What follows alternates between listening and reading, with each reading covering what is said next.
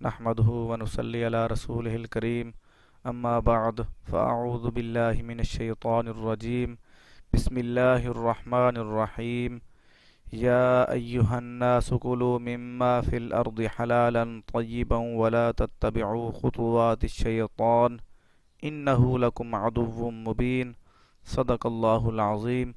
آج میرا موضوع ہے حلال کیا ہے اور حرام کیا ہے، اور حلال کے فائدے کیا ہیں اور حرام کے نقصانات کیا ہیں۔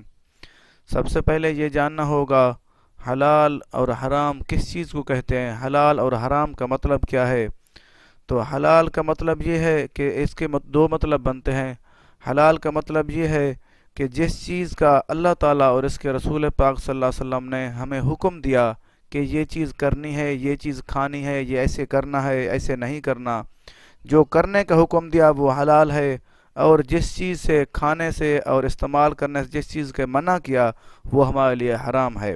حلال حرام کا مطلب یہ ہے۔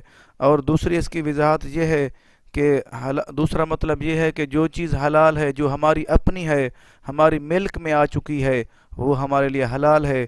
جو کسی اور کی ہے، دوسروں کے لیے ہے، وہ ہمارے لیے حرام ہے، کیونکہ وہ ان کی ہے، وہ ہماری نہیں ہے۔ یہ اس کے دو ہی سادہ مطلب بنتے ہیں حلال اور حرام کے۔ اللہ پاک نے اس لیے ارشاد فرمایا، سورۃ بقرہ آیت نمبر 168 پارہ نمبر 2، اللہ پاک نے ارشاد فرمایا، اے لوگو جو کچھ زمین میں حلال پاکیزہ ہے اس میں سے کھاؤ اور شیطان کے راستوں پر نہ چلو، بے شک وہ تمہارا کھلا دشمن ہے۔ دیکھو اللہ پاک نے ہمیں واضح پیغام دے دیا، واضح ارشاد فرما دیا کہ جو چیزیں زمین میں پاکیزہ حلال ہیں۔ حلال کا مطلب کیا ہے؟ حلال کی ہمیں سمجھ تب آئے گی جب ہم رسول کریم صلی اللہ علیہ وسلم کے احکامات کو دیکھیں گے اور اللہ تعالیٰ کے احکامات کو دیکھیں گے کہ کون سی چیزیں حلال ہیں، کون سی چیزیں حرام ہیں۔ آگے اللہ پر ارشاد فرمایا، اس میں سے کھاؤ اور شیطان کے راستوں پر نہ چلو۔ اس کا مطلب یہ ہے کہ شیطان ہمیں بہکاتا ہے، ہمیں دوسروں کی چیزیں کھانے کے لیے کہتا ہے کہ دوسروں کی چیزیں کھائیں اور استعمال کریں، تاکہ وہ کھلا دشمن ہے، ہر حوالے سے وہ ہمارے ساتھ دشمنی کرتا ہے۔ دشمنی کیا کرتا ہے؟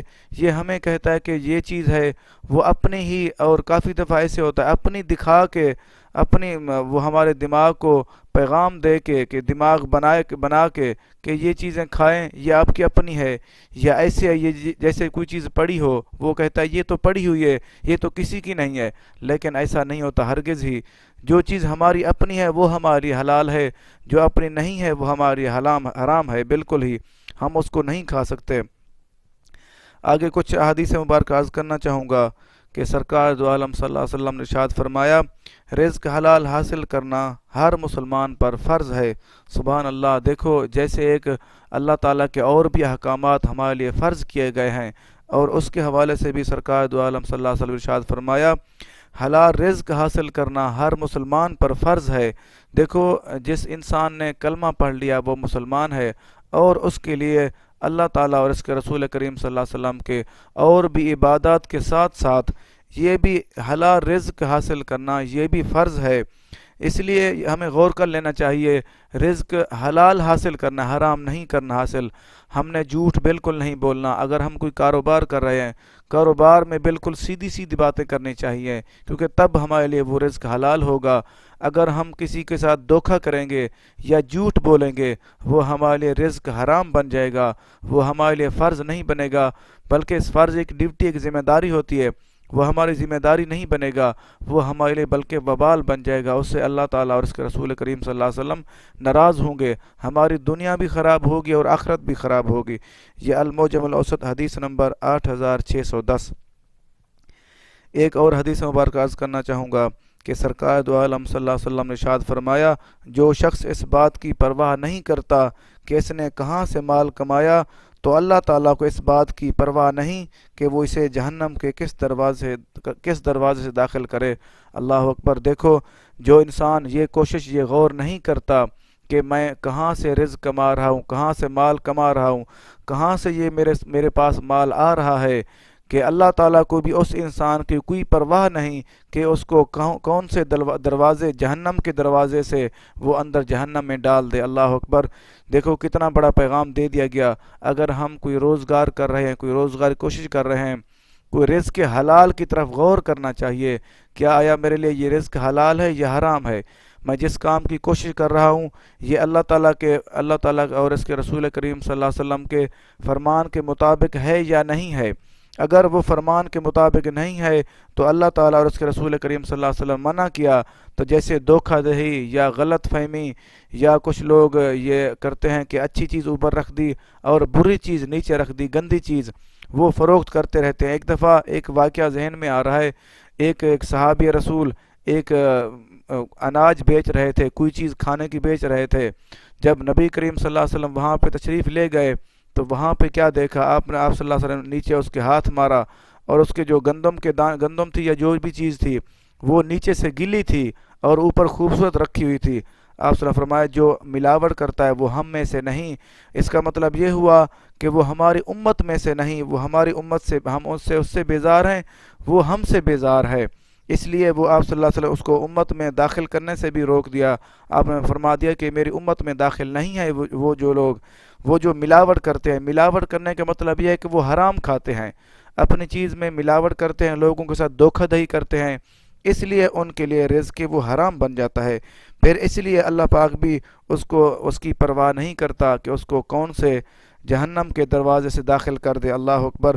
یہ قوت القلوب حدیث نمبر 1305۔ ایک اور حدیث مبارک عرض کرنا چاہوں گا کہ سرکار دو عالم صلی اللہ علیہ وسلم نے ارشاد فرمایا، عبادت کے 10 حصے ہیں جن میں سے 9 حصے طلب حلال میں ہیں۔ سبحان اللہ۔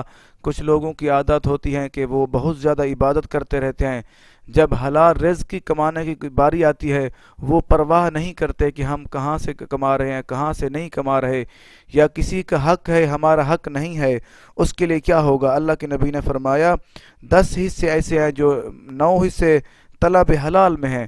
اس کا مطلب یہ ہے کہ اللہ پاک نے 10 حصے کر دی ہر چیز کے، جو 9 حصے ہیں وہ حلال رزق میں، عبادت میں لکھے جاتے ہیں، کیونکہ حلال رزق عین عبادت، سب سے بہترین عبادت حلال رزق ہے۔ جو انسان حلال رزق کما رہا ہے وہ سمجھ لو 9 حصے عبادت کے کر رہا ہے، اور دوسری اور نماز نفل وہ چیزیں ادا کرتا رہے، اس کا مطلب یہ ہوا کہ وہ 10 حصے پورے ہو جائیں گے۔ یہ بھی قوت القلوب صفحہ نمبر 144، حدیث نمبر 54۔ ایک اور حدیث مبارک عرض کرنا چاہوں گا کہ سرکار دو عالم صلی اللہ علیہ وسلم نے ارشاد فرمایا، جس نے رزق حلال کی تلاش میں تھک کر شام کی، وہ اس حال میں رات گزارے گا کہ بخش دیا گیا ہوگا، اور صبح اس حال میں کرے گا کہ اللہ تعالیٰ اس سے راضی ہوگا۔ سبحان اللہ۔ یہ پیغام دے دیا گیا، جو انسان حلال رزق کی کوشش کرتا ہے اور شام کو تھک جاتا ہے، آپ صلی اللہ علیہ وسلم نے ارشاد فرمایا جس نے رزق حلال کی تلاش میں کوشش کی، کیونکہ دیکھو انسان جب گھر سے نکلتا ہے رزق حلال کی تلاش میں اور سارا دن محنت کرتا ہے، وہ شام کو تھک جاتا ہے۔ آپ صلی اللہ علیہ وسلم نے ارشاد فرمایا جو انسان شام تک تھک جاتا ہے وہ کیا کرتا ہے، اللہ تعالیٰ شام کو اس کو بخش دیتا ہے۔ سبحان اللہ۔ اور جب وہ صبح اٹھتا ہے پھر روزی کی تلاش کے لیے تو اللہ تعالیٰ اس سے راضی ہو جاتا ہے۔ سبحان اللہ۔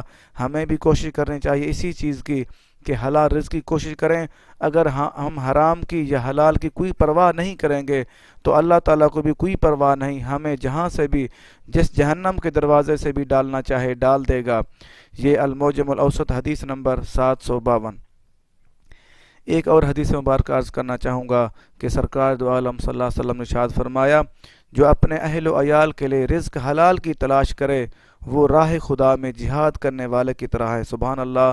اور جو بقدر کفایت دنیا کی حلال چیزیں حاصل کرے وہ شہداء کے درجے میں ہے۔ سبحان اللہ۔ اس کی تھوڑی وضاحت کر دوں، آپ صلی اللہ علیہ وسلم نے فرمایا جو اپنے گھر والوں، اپنے بچوں کے لیے حلال رزق کی تلاش میں جاتا ہے، وہ کیا ہے، وہ اس کی زندگی فضول نہیں ہے، وہ اس کی زندگی، اس کا آنا جانا بیکار نہیں ہے، اس کو آپ صلی اللہ علیہ وسلم نے فرمایا وہ راہ خدا میں جہاد کرنے والے کی طرح ہے۔ سبحان اللہ۔ جو انسان اللہ کی راہ میں، اللہ کے راستے پہ جہاد کرتا ہے، وہ اپنی جان کا نذرانہ پیش کرنے کے لیے جاتا ہے، اس کو جتنا اجر ملتا ہے ایک حلال رزق کمانے والے کی، جو اپنے بچوں کے لیے حلال رزق کی تلاش میں جاتا ہے، اس کو اللہ تعالیٰ جہاد کرنے کے برابر اجر دیتا ہے۔ سبحان اللہ۔ اور جو بقدر کفایت، مطلب ضرورت کے مطابق دنیا کی حلال چیزیں حاصل کرے، صرف ضرورت کے مطابق، مثال کے طور پہ اگر مثال کے طور پہ کسی کو ضرورت ہے ایک 10,000 کی ضرورت ہے ایک مہینے کی، وہ صرف اتنا کماتا ہے پھر واپس آ جاتا ہے۔ اللہ کے نبی نے ارشاد فرمایا وہ حلال، وہ اس کو اتنا اجر ملے گا جیسے شہداء کے درجے میں ہے، سبحان اللہ، اس کو شہیدوں کے درجے کے برابر اجر ملے گا۔ یہ سنن کبری کتاب الصبر حدیث نمبر 17,824۔ ایک اور حدیث مبارکہ عرض کرنا چاہوں گا کہ سرکار دو عالم صلی اللہ علیہ وسلم نے ارشاد فرمایا جو شخص 40 دن تک حلال کھانا کھاتا ہے اللہ تعالیٰ اس کا دل روشن فرما دیتا ہے اور اس کے دل سے اس کی زبان پر حکمت کے چشمے جاری فرما دیتا ہے۔ سبحان اللہ، اللہ کے نبی نے کتنا پیارا پیغام دے دیا گیا۔ جو شخص 40 دن تک صرف رزق حلال ہی کھاتا ہے کہ وہ غور کر کے کھاتا ہے کہ میرے لیے یہ کیا چیز حلال ہے کیا حرام ہے، وہ صرف حلال رزق ہی کھاتا ہے، اللہ تعالیٰ اس کا دل روشن فرما دیتا ہے، اس کی سامنے ساری چیزیں اس کو دکھنا نظر آنا شروع ہو جاتی ہیں۔ اور اس کے بعد کیا ہوتا ہے، اس کی زبان سے، اس کی زبان پر حکمت کے چشمے، دانائی کے اچھی اچھی باتیں جاری فرما دیتا ہے۔ سبحان اللہ، یہ اعتکاف السعادت کتاب حلال والحرام حدیث نمبر 450۔ ایک اور حدیث مبارکہ عرض کرنا چاہوں گا، حضرت سیدنا سعد بن ابی وقاص رضی اللہ عنہ نے بارگاہ رسالت صلی اللہ علیہ وسلم نے عرض گزار کی کہ آپ صلی اللہ علیہ وسلم بارگاہ الہی میں میرے لیے دعا فرمائیں کہ مجھے مستجاب الدعوات یعنی کہ دعائیں قبول جس کی ہوں وہ بنا دے۔ تو آپ صلی اللہ علیہ وسلم نے ارشاد فرمایا اپنے کھانے کو پاکیزہ بناؤ تمہاری دعائیں قبول ہوں گی۔ سبحان اللہ، وہ صحابی رسول جا کر عرض کرنے لگے یا رسول اللہ صلی اللہ علیہ وسلم میرے لیے آپ صلی اللہ علیہ وسلم دعا فرمائیں کہ میری دعائیں قبول ہوں۔ آپ صلی اللہ علیہ وسلم نے کتنا پیارا نسخہ بتا دیا۔ آپ نے فرمایا، ارشاد فرمایا کہ اپنے رزق کو حلال کر لو، پاکیزہ کھانا شروع کر دو، آپ کی دعائیں بھی قبول ہوں گی۔ سبحان اللہ، ہماری دعائیں اس لیے قبول ہی نہیں ہوتی، کیا پتہ ہمارے کھانے کیسے ہیں، ہم حلال کھاتے ہیں یا حرام کھاتے ہیں۔ کافی دفعہ میں دیکھتا ہوں لوگ گلہ شکوہ کرتے ہیں کہ میں دعا بہت زیادہ کرتا ہوں لیکن اللہ تعالیٰ کی بارگاہ میں قبول کیوں نہیں ہوتی۔ کبھی ہم نے کسی بھائی نے یا ہم نے کسی نے غور کیا ہے کہ ہم حلال کھا رہے ہیں یا حرام کھا رہے ہیں؟ جو یہ بھی غور نہیں کرتا اس کی دعائیں کیسے قبول ہوں گی؟ اگر ہم حلال روزی کھائیں گے، حلال لقمہ کھائیں گے تو ہمارے دعائیں یہ ہو ہی نہیں سکتا کہ قبول نہ ہو۔ ہماری دعائیں اس لیے قبول نہیں ہوتی کہ ہمارا کھانا حرام کا ہوتا ہے۔ یہ المعجم الاوسط حدیث نمبر 6495۔ ایک اور حدیث مبارکہ عرض کرنا چاہوں گا، حضرت ابو ہریرہ رضی اللہ عنہ سے روایت ہے کہ رسول پاک صلی اللہ علیہ وسلم نے ارشاد فرمایا کہ بعض آدمی بہت سفر کرتے ہیں اور آسمان کی طرف ہاتھ اٹھاتے ہیں اور یا رب کہہ کر اپنی حاجت مانگتے ہیں، مگر ان کا کھانا حرام، پینا حرام، لباس حرام، ان کو حرام ہی سے غذا دی گئی تو ان کی دعائیں کہاں قبول ہوں گی؟ اللہ اکبر۔ دیکھو اس کا مطلب یہ ہوا اگر کوئی بندہ، کوئی انسان کہ اس کا کھانا حرام ہے، اس کا پہننا حرام ہے، اس کا اٹھنا بیٹھنا حرام طریقے سے ہے، اس کا لباس بھی حرام ہے، وہ جتنا اللہ تعالیٰ سے گڑ گڑا کر دعائیں مانگتا رہے، رو رو کر دعائیں مانگتا رہے، اس کی اللہ تعالیٰ پھر بھی دعا قبول اس لیے نہیں فرماتا کیونکہ اس کا کھانا حرام ہے۔ یہ مسلم شریف کی حدیث ہے، حدیث نمبر 1015۔ ایک اور حدیث مبارکہ عرض کرنا چاہوں گا کہ سرکار دو عالم صلی اللہ علیہ وسلم نے ارشاد فرمایا جس نے کسی گناہ کے ذریعے یعنی کہ حرام مال حاصل کیا پھر اس سے صلہ رحمی کی یا صدقہ کیا، راہ خدا میں خرچ کیا تو اللہ تعالیٰ اس تمام کو جمع کر کے جہنم میں پھینک دے گا۔ اللہ اکبر۔ یہ واضح پیغام دیا گیا اگر جو انسان حرام طریقے سے رزق کماتا ہے یا غلط طریقے سے رزق کماتا ہے پھر اسی سے صدقہ کرتا ہے یا صلہ رحمی کرتا ہے، رشتہ داروں پہ خرچ کرتا ہے اور یا راہ خدا میں خرچ کرتا ہے تو اس کا کیا ہوگا؟ اس کا مزید وبال بنے گا اور عذاب بنے گا۔ اللہ کے نبی نے ارشاد فرمایا وہ ساری چیزیں جمع کر کے اس کا صدقہ، اس کی خیرات، اس کا مال جتنا بھی اس نے صدقہ دیا ہوا تھا وہ سارا جمع کر کے اسی کو ساتھ ملا کے وہ جہنم میں پھینک دیا جائے گا۔ اللہ اکبر۔ یہ الزہد ابن مبارک حدیث نمبر 625 صفحہ نمبر 221۔ ایک اور حدیث مبارک عرض کرنا چاہوں گا کہ سرکار دو عالم صلی اللہ علیہ وسلم نے ارشاد فرمایا ہر وہ گوشت جسم جو حرام سے پروان چڑھے آگ اس کی زیادہ حقدار ہے۔ اللہ اکبر۔ جو انسان جس کا جسم حرام کی غذا سے پلا ہو، جوان ہوا ہو یا پروان چڑھا ہو، بڑا ہوا ہو، اللہ کے نبی نے ارشاد فرمایا اس کی حقدار زیادہ آگ ہے۔ اللہ اکبر۔ اس کے لیے مطلب یہ ہے کہ اس کے لیے جہنم تیار ہے، وہ جہنم کا زیادہ حقدار ہے۔ اللہ اکبر۔ سنن ترمذی شریف کتاب السفر حدیث نمبر 614۔ ایک اور حدیث مبارک عرض کرنا چاہوں گا کہ سرکار دو عالم صلی اللہ علیہ وسلم نے ارشاد فرمایا، اللہ تعالیٰ کے فرشتہ ہر دن اور رات میں بیت المقدس کی چھت پر ندا کرتا ہے، آواز دیتا ہے، جس نے حرام کھایا تو اللہ تعالیٰ نہ تو اس کا کوئی فرض قبول فرمائے گا اور نہ ہی کوئی نفل۔ اللہ اکبر۔ دیکھو، جو انسان کافی دفعہ ایسے دیکھتے ہیں لوگ عبادتیں بہت کرتے ہیں، اللہ تعالیٰ کی رضا میں خرچے خیراتاں بہت زیادہ کرتے ہیں، خرچ کرتے ہیں، لیکن کیا ہوتا ہے ان کا کھانا حرام ہوتا ہے۔ یہ اللہ کے نبی نے واضح پیغام دے دیا گیا۔ ایک فرشتہ روزانہ آتا ہے، وہ آواز دیتا ہے بیت المقدس کی چھت پر، آواز دیتا ہے جس کا کھانا حرام ہے تو اللہ تعالیٰ نہ تو اس کا فرض قبول کرے گا نہ کوئی نفل۔ اس کا مطلب یہ ہوا واضح، جتنے بھی لوگ عبادات کرتے رہیں، نفلیں پڑھتے رہیں، نمازیں پڑھتے رہیں، وہ عبادت کرتے رہیں، اس کی نفل نمازیں کوئی بھی قبول نہیں ہیں، کیونکہ اس کا کھانا حرام ہے، اس لیے وہ اس کی کوئی چیز قبول نہیں۔ یہ اعتکاف السعادت کتاب حلال والحرام حدیث نمبر 452۔ ایک واقعہ عرض کرنا چاہوں گا کہ ایک مرتبہ سرکار دو عالم صلی اللہ علیہ وسلم اپنے صحابہ کرام رضی اللہ عنہم کے درمیان موجود تھے۔ آپ صلی اللہ علیہ وسلم صحابہ کرام کے پاس بیٹھے ہوئے تھے، سامنے آپ صلی اللہ علیہ وسلم کے غلام موجود تھے۔ تو کیا ہوا، موجود تھے کچھ دور بچے گیند کھیل رہے تھے، بال کھیل رہے تھے۔ وہ کھیلتے کھیلتے ان کی بال جیسے وہ زیادہ اوپر انہوں نے پھینکی تو آپ صلی اللہ علیہ وسلم کے صحابہ کی کچہری کے درمیان آ کے گری۔ تو وہ کچھ بچے سوچنے لگے کہ کیسے جائیں نبی کریم صلی اللہ علیہ وسلم کی بارگاہ میں۔ تو وہاں پہ آپ صلی اللہ علیہ وسلم کو شرم کر کے کچھ بچے رک گئے۔ ایک بچہ سیدھا چلا گیا اور وہاں پہ جا کے اس نے گیند اٹھا لی، گیند اٹھا کر واپس آ گیا۔ تو نبی کریم صلی اللہ علیہ وسلم نے ارشاد فرمایا، یہ جو بچہ ہے یہ حرامی ہے، یہ حرام کا ہے۔ تو وہاں پہ اس کا باپ صحابی رسول بیٹھا ہوا تھا، تو اس نے سوچنے لگ گیا، پتہ نہیں یہ تو میرا بچہ ہے، یہ کیسے حرام ہوگا۔ وہ وہاں سے اٹھا، فوراً اپنی بیوی کے پاس چلا گیا۔ اس نے جا کر کہا بیوی کو، یہ بچہ کس کا ہے؟ وہ پریشان ہوئی، اس نے کہا یہ بچہ تو تیرا ہے۔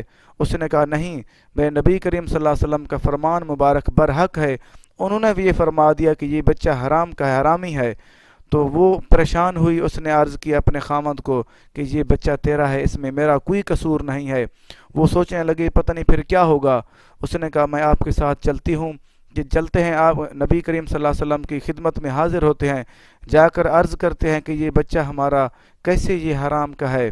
تو وہ چلے گئے، تو نبی کریم صلی اللہ علیہ وسلم کی خدمت میں جا کر عرض کی کہ یا رسول اللہ صلی اللہ علیہ وسلم، آپ صلی اللہ علیہ وسلم نے ایسے ارشاد فرما دیا، لیکن آپ کا فرمان برحق ہے، ہمیں یقین ہے، لیکن ہمیں سمجھ نہیں آ رہی یہ کیسے بچہ یہ حرام کا ہے۔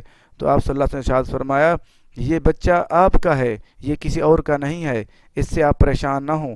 یہ ہوا ایسے، ایک دن آپ راستے میں جا رہے تھے، ایک کسی ہمسائے کا وہ جو پرنالا ٹوٹا نیچے گرا پڑا تھا، آپ نے اسی کو اٹھا لیا، اٹھا کر گھر چلے گئے اور وہاں پہ جا کے آگ جلائی اسی سے، لکڑی سے۔ تو وہاں پہ اسی دن آپ نے روٹی پکائی اور روٹی کھائی، اسی دن یہ آپ کا بچہ ہوا، اس لیے آپ نے حرام کھا کر یہ آپ کا بچہ ہوا، اس لیے یہ حرام کا ہے۔ تو وہ بہت زیادہ پریشان ہوئے، انہوں نے آ کر وہ عرض کی، اللہ تعالیٰ سے معافی مانگی اور رسول کریم صلی اللہ علیہ وسلم سے معافی مانگی اور یہ بھی عرض کیا کہ اللہ تعالیٰ سے ہمیں معافی دلوا دیں۔ تو دیکھو کتنا بڑا پیغام دے دیا گیا ہمیں نبی کریم صلی اللہ علیہ وسلم نے۔ اگر ہمارا کھانا بھی حرام ہوگا تو ہماری جو اولاد ہوں گی وہ بھی حرام کی ہوں گی۔ ایک اور واقعہ عرض کرنا چاہوں گا، حضرت سیدنا عباد بن خواص رحمۃ اللہ علیہ نقل فرماتے ہیں کہ ایک مرتبہ حضرت سیدنا موسیٰ علیہ السلام کسی مقام سے گزرے تو دیکھا ایک شخص ہاتھ اٹھائے رو رو کر بڑے رکت والے انداز میں دعا مانگ رہا تھا۔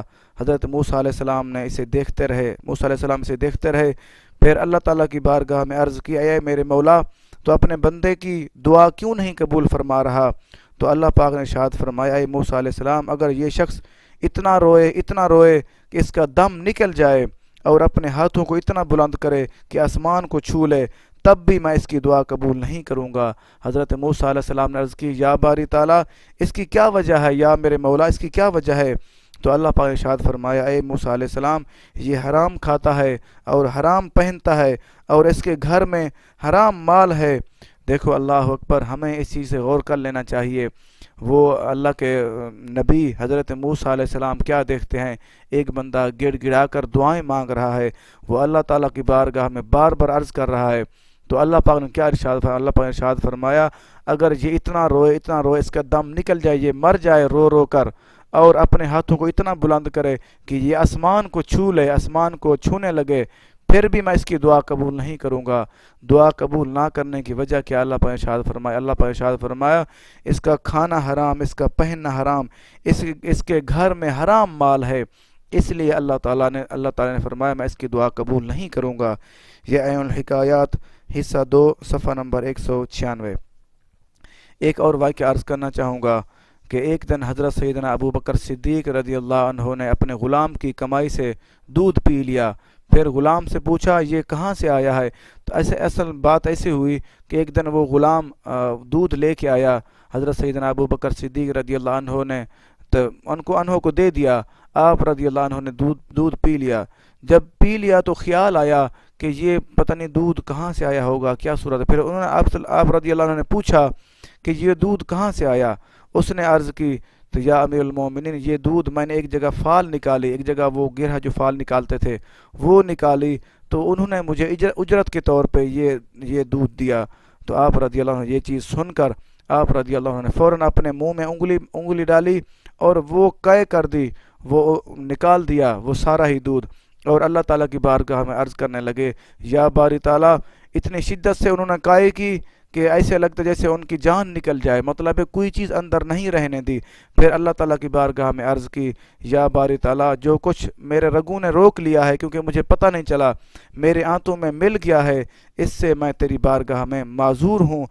اور ایک روایت میں یہ بھی آتا ہے جب یہ بات بارگاہ رسالت صلی اللہ علیہ وسلم میں عرض کی گئی تو آپ صلی اللہ علیہ وسلم نے ارشاد فرمایا، کیا تم نہیں جانتے کہ حضرت سیدنا صدیق اکبر رضی اللہ عنہ اپنے پیٹ میں پاکیزہ شے ہی ڈالتا ہے؟ سبحان اللہ، دیکھو وہ صحابی رسول کا کیا مقام، کیونکہ ان کی عادت مبارکہ بھی نہیں تھی کبھی کوئی حرام کھانے کی، کیونکہ آپ صلی اللہ علیہ وسلم گواہی دے رہے ہیں اپنے خلیفہ اپنے پیارے دوست کے بارے میں، اپنے صحابی کے بارے میں، کیونکہ وہ پاکیزہ شے ہی ڈالتا ہے اور کوئی چیز حرام چیز کا کھانے کا کوئی تصور ہی پیدا نہیں ہوتا ان کا۔ اس لیے ہمیں بھی سوچ لینا چاہیے کہ ہم بھی پاکیزہ چیز کھائیں اور حرام سے بچیں۔ یہ صحیح بخاری شریف کتاب مناقب انصار حدیث نمبر 3842۔ ایک اور واقعہ عرض کرنا چاہوں گا، حضرت سیدنا حفص بن عبد الرحمن رحمۃ اللہ علیہ بیان فرماتے ہیں کہ حضرت سیدنا امام اعظم رحمۃ اللہ علیہ میرے ساتھ تجارت کرتے تھے اور مجھے مال تجارت بیچتے ہوئے فرماتے، اے حضرت حفص رحمۃ اللہ علیہ فلاں کپڑے میں کچھ عیب ہیں، جب تم اسے بیچنے لگو تو عیب بیان کر دینا۔ حضرت حفص رحمۃ اللہ علیہ نے ایک مرتبہ مال تجارت بیچا اور بیچتے ہوئے عیب بتانا بھول گئے، تو جب بھول گئے، جب امام اعظم رحمۃ اللہ علیہ کو علم ہوا تو آپ رحمۃ اللہ علیہ نے تمام کپڑوں کی قیمت صدقہ کر دی۔ دیکھو یہ ہے تقویٰ، یہ اولیاء اللہ کا تقویٰ ہے۔ جب امام اعظم رحمۃ اللہ علیہ نے ان کو پیغام دے دیا تھا کہ یہ جو کیونکہ کپڑے کی تجارت کرتے تھے، جب یہ کپڑا بیچنے لگو فلاں کپڑے میں عیب ہے، انہوں نے بتا دیا فلاں کپڑے میں عیب ہے، کیونکہ ان کا وہ ساتھ تھے، ایک ساتھ تجارت کرتے تھے، پھر انہوں نے بتا دیا کہ فلاں کپڑے میں عیب ہے، کہ وہ فرماتے ہیں کہ مجھے عیب بتانا بھول گیا، کیونکہ ان کا طریقہ کار یہ تھا کہ عیب بتاتے تھے۔ حالانکہ بھولی ہوئی بات کا کوئی مسئلہ نہیں ہوتا، ان کا کفارہ نہیں ہوتا، وہ معافی مل جاتی ہے معافی مانگنے سے۔ اگر کوئی بندہ بھول جائے، جیسے کسی کا روزہ بھولے ہوئے میں کوئی چیز کھا لے، اس کا روزہ نہیں ٹوٹتا، ایسے کوئی بندہ کسی بات پہ بھول جائے، وہ اللہ تعالیٰ سے معافی مانگ لے، وہ اللہ تعالیٰ معاف فرما دیتا ہے۔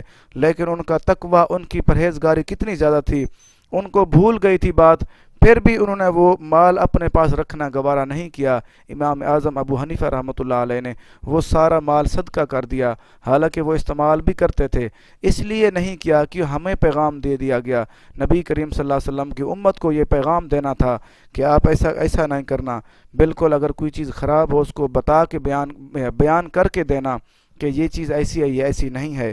یہ تاریخ بغداد میں ہے، باب مناقب ابی حنیفہ رحمۃ اللہ علیہ۔ ایک اور واقعہ عرض کرنا چاہوں گا۔ حضرت سیدنا ابراہیم بن ادہم رحمۃ اللہ علیہ فرماتے ہیں کہ میں ایک مرتبہ رزق حلال کی خاطر ترتوس نامی شہر کی طرف روانہ ہوا۔ آگے ایک آدمی ملا، اس نے پوچھا مجھے باغ کی رکھوالی کرنے کے لیے آدمی کی ضرورت ہے، تو میں نے کہا میں کروں گا، تو مجھے ساتھ لے گیا۔ وہاں جا کر میں نے خوب محنت سے کام کیا۔ ایک دن باغ کے مالک کے کچھ دوست آئے، اس نے کہا غلام کچھ انگور توڑ لاؤ۔ میں نے بہت سے انگور توڑ کر ان کے سامنے رکھے۔ جیسے ہی باغ کے مالک نے ایک انگور کھایا تو وہ کھٹا تھا۔ باغ کے مالک نے کہا تجھے اتنا عرصہ ہو گیا ہے کام کرتے ہوئے، تجھے ابھی تک اتنا پتہ نہیں چلا کون سے کھٹے ہیں اور کون سے میٹھے ہیں؟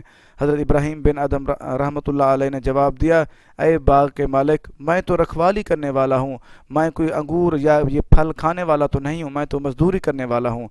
تو باغ کے مالک نے آج تیرے باغ سے ایک انگور بھی نہیں کھایا، میں نے آج تک تیرے باغ کے گوشوں سے انگوروں سے کوئی ایک انگور بھی نہیں کھایا، چکھا بھی نہیں۔ اس نے کہا تو حضرت ابراہیم بن ادہم رحمۃ اللہ علیہ جیسا پرہیزگار لگتا ہے۔ دیکھو اللہ تعالیٰ کے ولی کا کیا طریقہ مبارک تھا، جیسے وہ ترتوس نامی شہر کی طرف مزدوری کرنے کی طرف نکلے تو آگے وہ باغ کا مالک ملا، اس نے کہا مجھے ضرورت ہے کام کرنے والے کی۔ حضرت ابراہیم بن ادہم رحمۃ اللہ علیہ وہاں پہ جا کے کام کرنے لگے۔ جب ان کے مہمان آئے تو انہوں نے انگوروں کا گوشے کچھ توڑ کے دیے۔ جیسے وہ کھانے لگے انہوں نے کہا کہ یہ تو کھٹے ہیں۔ تو حضرت ابراہیم بن ادہم رحمۃ اللہ علیہ کا کتنا بڑا مقام، کتنی پرہیزگاری تھی، کیونکہ ان کو پتہ تھا یہ اس کی ہیں چیزیں، میری نہیں ہیں، یہ میرے لیے حرام ہیں، اس لیے انہوں نے وہ کھانا بھی گوارا نہیں کیا۔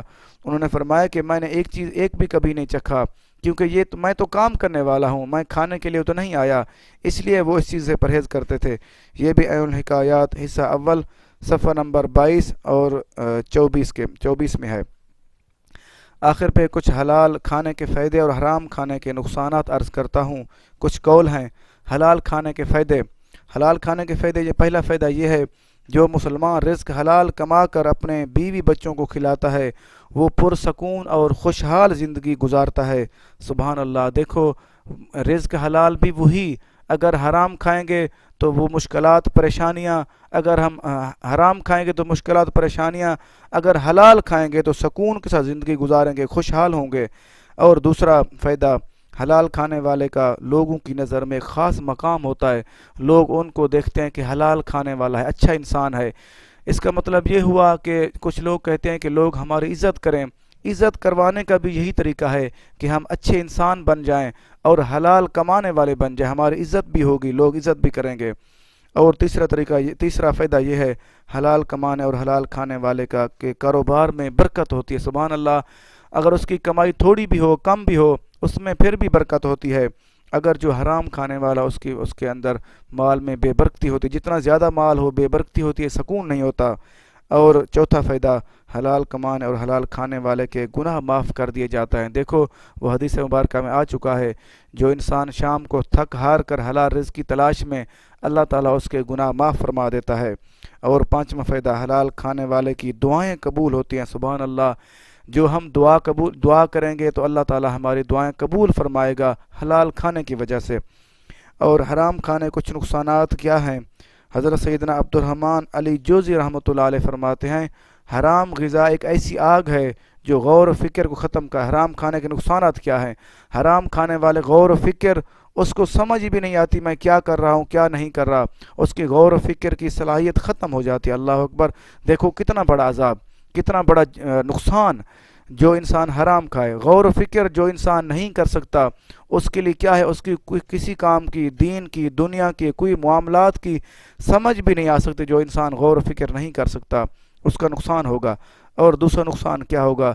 ذکر کی لذت کو ختم کر دیتی ہے، حرام کی کمائی، حرام کھانا، ذکر کی لذت ختم ہو جاتی ہے، سکون نہیں ملتا اللہ تعالیٰ کا، حالانکہ اللہ تعالیٰ کے ذکر سے دلوں کو اطمینان سکون ملتا ہے۔ جو انسان حرام کھانے والا اس کا سکون بھی ختم ہو جاتا ہے۔ اور تیسرا نقصان، سچی نیتوں کے لباس کو جلا دیتی ہے، وہ انسان کی سچی نیت ختم ہو جاتی ہے، وہ کسی کے بارے میں بھلائی نہیں کر سکتا، وہ برے کاموں میں لگ جاتا ہے جو انسان حرام کھانے والا ہو۔ اور اس کا چوتھا نقصان کیا ہوگا؟ دل کی آنکھیں بند ہو جاتی ہیں، جیسے وہ پہلے حدیث مبارکہ میں آیا، جو انسان حلال کھاتا ہے اس کا دل روشن ہو جاتا ہے۔ اس کا آگے اس کے متبادل ہے، اس کے متضاد ہے، جو حرام کھاتا ہے اس کی دل کی آنکھیں بند ہو جاتی ہیں۔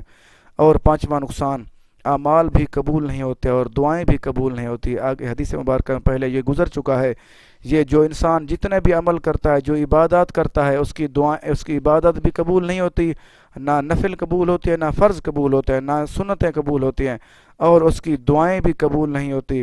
اللہ تعالیٰ سے دعا ہے آج کے بعد ہم حلال کھانے کی کوشش کریں گے۔ سب کو یہ پیغام ہے، مجھے بھی میں خود کو بھی یہ باتیں سمجھاتا ہوں کہ میں خود بھی انشاءاللہ حلال کھاؤں گا، اور ہم سب مسلمان مل کے حلال کھائیں گے، ہماری دعائیں بھی قبول ہوں گی، ہماری زندگی بھی خوشحال ہوگی۔ اللہ تعالیٰ سے دعا ہے کہ ہم سب کو حلال کھانے کی توفیق دے۔ اللہ تعالیٰ ہم سب کا حامی و ناصر ہو۔ اللہ حافظ۔